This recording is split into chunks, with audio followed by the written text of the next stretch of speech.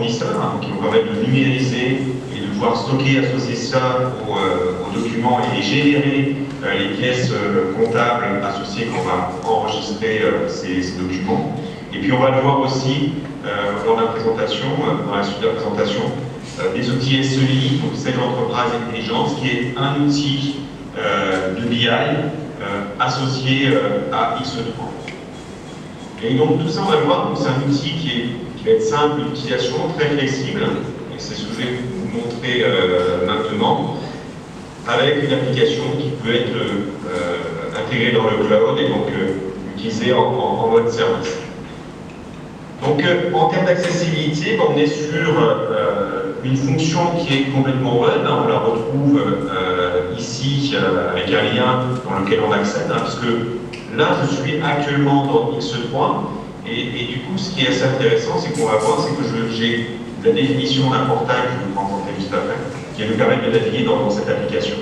Donc on va pouvoir l'utiliser aussi bien sur un ordinateur, sur un écran, un desktop, sur une tablette ou un téléphone, donc avec une facilité d'utilisation bien sûr en mobilité, d'autant si on est sur une offre SaaS. Et bien sûr on pourra être en multilingue avec une définition des écrans en fonction de la langue de connexion de l'utilisateur. Et du coup, effectivement, cette notion de portail utilisateur, l'objectif, c'est vraiment pouvoir mettre à disposition des collaborateurs de l'ensemble des informations dont ils vont avoir besoin. Donc, si je vais rentrer un peu dans une navigation que peut avoir un collaborateur, on va pouvoir définir différents onglets dans lesquels on va retrouver de l'information. Et donc, je retrouve ici un onglet dans lequel j'ai défini des informations dans un mode calendrier. Donc si je le zoome un peu, donc là on a tous mes ordres de fabrication qui sont positionnés dans un calendrier en fonction de la date à laquelle ils doivent démarrer, des couleurs qui indiquent est-ce que j'ai pu tout allouer dans le stock ou est-ce qu'il y a des choses qui sont en rupture. Donc toute information qu'on a sous forme date va pouvoir comme ça être présentée sous forme calendrier. Je peux représenter aussi des liens URL sur des applications que je dois faire apparaître. Donc là je peux avoir l'information du CAC 40 par exemple.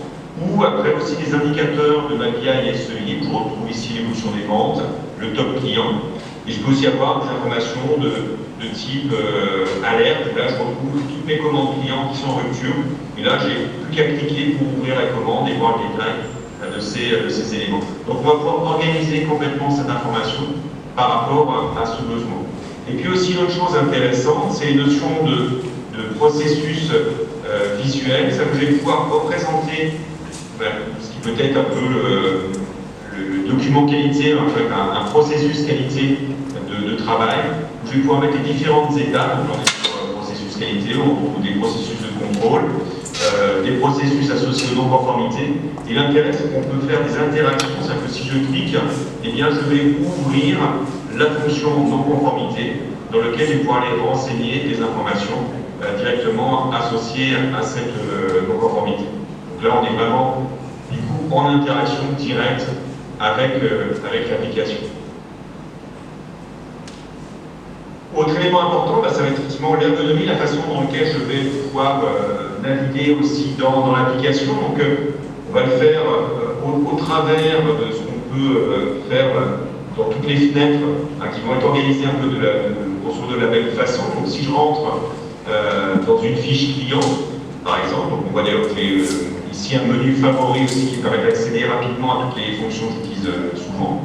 Donc on va avoir une présentation avec un onglet à gauche qui est en fait la liste des informations des entités par rapport au contexte dans lequel je suis. Ça va être dans les clients, donc je retrouve la liste des clients, donc je peux filtrer en disant tout ce qui correspond aux caractères FR et je retrouve une liste de clients avec ces critères-là qui permet de sélectionner un client. Donc après je peux escaloper l'onglet pour avoir un peu plus de place. Je retrouve toute la liste des fonctions associées au contexte, donc client, là, je retrouve tous les documents commerciaux, les suivis financiers, etc. Et là, j'ai plus qu'à cliquer et je vais rentrer dans les commandes de ce client. Et puis après, je peux aller zoomer, voir des informations sur cette commande-là, je peux voir le détail, ou la traçabilité. Donc une chose intéressante, c'est que cette commande, je sais dire qu'elle a été livrée par seconde livraison, qui a été lui-même facturée, j'ai une échéance qui pour l'instant a été relancée, n'est pas encore réglée. Et après, je pourrais toujours aller cliquer pour aller rentrer dans le détail de la livraison pour remonter traçabilité à compte de cette livraison, voir qu'est-ce qui a été livré avec ce VRF. Donc cette navigation, on va le retrouver sur le principe dans toute l'application, et donc justement une facilité énorme pour retrouver de l'information très simplement. En termes de navigation, dans une page, on est sur une page web, on va juste scroller pour défiler, retrouver l'information. Je vais cliquer pour accéder directement à une section.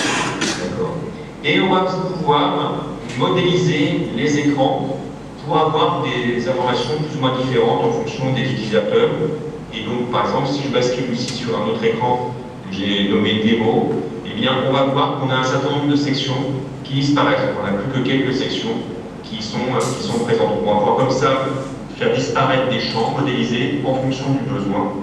Donc quelque chose qui est très simple à réaliser. Un autre élément important, c'est la notion du responsive design. C'est-à-dire que là, j'ai réduit mon écran, je suis un peu dans un mode tablette, et bien toutes mes informations restent toujours visibles de la même façon. Si je réduis encore plus mon écran, pour être plus qu'un mode smartphone, on voit que mon écran reste toujours visible. Alors bien sûr, les informations vont se retrouver les unes sous les autres, on va scroller un peu plus sur un téléphone, mais ça reste toujours visible. Donc on est vraiment sur cette notion de responsive design, de faire en sorte que mes données restent toujours visibles, quel que soit le contexte. Donc en termes de personnalisation, on en a parlé déjà rapidement. On a aussi tout un outil de développement qui est disponible, qui va permettre de pouvoir faire des personnalisations plus avancées, créer des fonctions en fonction des besoins.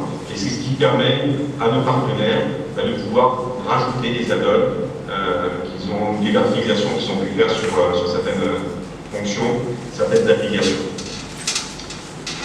Un autre élément très important, c'est la notion de workflow. C'est cette possibilité de pouvoir définir des étapes de validation sur tout type de transaction que l'on peut avoir dans l'application. Donc un exemple très classique, c'est par exemple une demande d'achat. On va revenir là. Eh bien, c'est de pouvoir définir des étapes de validation de cette demande d'achat et de pouvoir avertir la personne qui doit valider qu'il y a une demande d'achat à valider au travers d'un mail. Donc moi j'ai reçu ici un mail d'une demande d'achat. Je vais cliquer dedans pour regarder dans ce mail. Donc je sais qui a fait la demande, le montant de la demande, et je peux par des liens directement dire ok je la valide, la refuse, ou si besoin je peux aller cliquer pour aller ouvrir la demande d'achat dans X3 sur mon téléphone, de façon à voir quel est le contenu. Donc je peux bien sûr venir saisir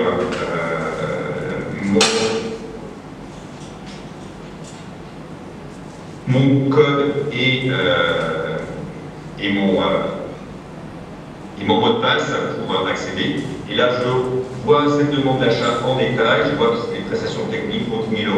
Et du coup, je peux ici directement la valider ou l'accepter sur l'application. Éventuellement, je peux aller quand même revérifier un petit peu où on en est dans mes achats. Et là, je peux accéder à des indicateurs de SEI, de VALIAI. Je retrouve ici les achats qui sont quantifiés par type de produit. Je peux retrouver un historique de toutes mes factures, ou voir ici le détail, l'évolution de mes achats entre N et N-1, et voir effectivement est-ce que je vais valider cette demande ou pas. Donc on le voit de cette façon qu'effectivement, au-delà de cette notion de workflow, c'est aussi cette notion de mobilité qu'on a déjà un petit peu abordée. Et puis, un autre élément important qu'on a vu, c'est cette notion de traçabilité. Donc, on l'a vu tout à l'heure au travers de traçabilité de pièces, avec aussi au travers de traçabilité dans le stock, avec des gestions de l'eau. Et ça peut être aussi de traçabilité au travers de tout élément qu'on va pouvoir modifier sur des données qui pourront être tracées de façon à ce qu'on sache quelle personne a modifié telle information, l'information avant, après. Et donc être certain effectivement de pouvoir tracer toute modification qui peut être faite dans la base de données. Je propose maintenant de voir un peu plus dans le détail les fonctions dans X3. Déjà des données principales, donc on a vu assez rapidement les informations autour des tiers, on ne va pas revenir dans le détail, mais un point important, c'est la notion de tarification, où on a un moteur de tarification paramétrable qui va permettre de pouvoir créer un petit peu toutes les combinatoires qu'on peut avoir de principes, de tarifs, de remise qu'on peut appliquer à des clients, à des groupes de clients, avec des priorités, des hiérarchies tarifaires.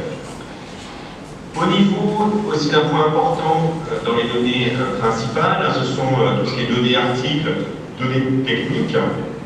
On va avoir un certain nombre de choses, on ne va pas rentrer non plus dans le détail, mais les éléments importants, c'est les éléments aussi de gestion logistique. On va pouvoir décrire en fonction des sites, des différents sites qu'on peut avoir dans l'entreprise ou dans un groupe, des descriptions de nomenclature et gamme, pour pouvoir permettre de fabriquer ces produits, et puis tout ce qui est notion de prix de revient, on va pouvoir aussi suivre avec des prix standards et puis des prix réels, prix de fabrication, on va pouvoir suivre dans l'entreprise. Donc si on rentre sur une fiche article, donc avec la notion de carte d'identité de ce produit, donc on est sur un article d'un vélo électrique, et pour juste illustrer cette notion de, on ne va pas rentrer dans les détails parce qu'il y a toutes les informations, mais notion d'article site, où on va pouvoir décrire pour chacun des sites quelles sont les informations de logistique, de planification, type de suggestion qu'on doit avoir, est-ce qu'on a des quantités économiques, donc il y a tout un nombre de logiques, on a des prix qui vont être en fonction des prix de revient, en fonction des sites. Donc tout ça, on a cette déclinaison à ce niveau-là. Et puis, si on regarde la construction de ce vélo, on va plutôt prendre la notion de la vision complète de conception du vélo. Donc on va rentrer dans la notion ici, qui nous permet d'avoir une vue arborescente de la construction du vélo. Donc on voit tous les éléments qui constituent ce vélo, alors qu'il y a une roue du cadre, un certain nombre de pièces à l'intérieur. Et si on regarde comment est construite cette route, on a les différentes pièces et puis on a une opération d'assemblage.